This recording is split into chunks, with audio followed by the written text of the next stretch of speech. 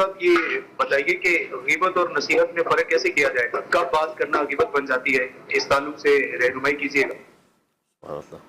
गीबत और नसीहत, चलें जी। बहुत ज़्यादा फ़र्क है। नसीहत तो देखें, सामने आप बच्चे को भी समझा रहे होते हैं, उसको चीज़ें बता रहे होते हैं, तो ये भी नसीहत होती है। किसी दूसरे को नेकी की दावत दे रहे हैं, बुराई से रोक रहे हैं, तो ये भी नसीहत होती है। गीबत में असल तो हुर्मत है। हाँ, बाज़ औक़ात गीबत जो है वो नसीहत हो सकती है। और उलमा ने जो सूरतें लिखी, 6 उसूल लिखे इमाम गज़ाली और इमाम नववी रहमहुमुल्लाह ताला ने कि किन बुनियादों पर गीबत या तो सिरे से गीबत रहती नहीं या वो गीबत मुबाह हो जाती है। तो उनमें से एक ये है कि नसीहतुल मुस्लिमीन, मुसलमानों की खैर खाही के तौर पर नसीहत करना, उनकी खैर खाही करना, नसीहत करना यानी खैर खाही करना। मसलन आपसे किसी शख्स ने कहा कि मैं फ़लाँ के साथ कारोबार करने लगा हूँ, सही, तो आप मुझे इस हवाले से क्या एडवाइस करते हैं, यानी क्या मुझे नसीहत करते हैं।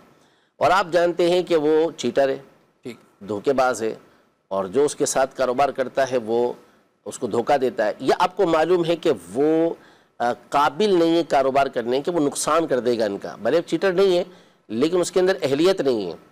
तो अब आप उसकी ये बुराई इन्हें बताते हैं और इस नीयत से बताते हैं कि ताकि इसे आप बचा सकें, ना ये कि उसकी ख़राबी बयान करना आपका मकसूद हो।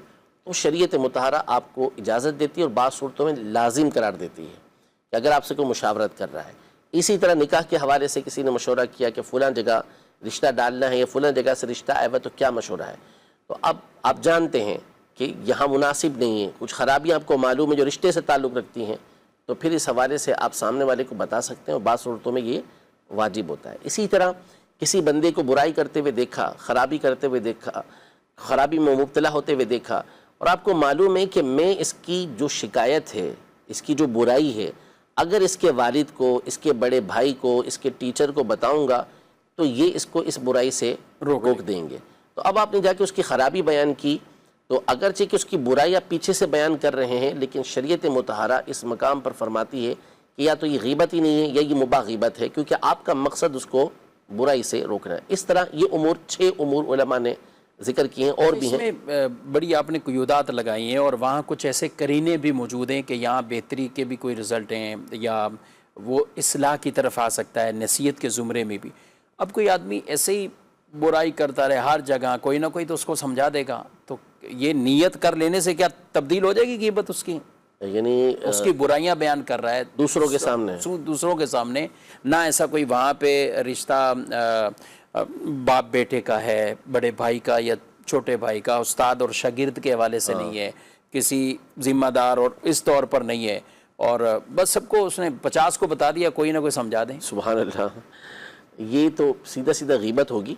और यहाँ पे कोई हुस्न, यानी इस नीयत से वो मुकम नहीं तब्दील होगा। नीयत का महल होता है ना, यानी कोई नीयत का बहर ही नहीं है, इन नीयत का कोई मकाम ही नहीं है, कोई जगह ही नहीं है इस जगह पर कोई नीयत की जा सके। नीयत तो ये थी कि आप उस बंदे को जाके बोलें कि जो उसको समझा सके।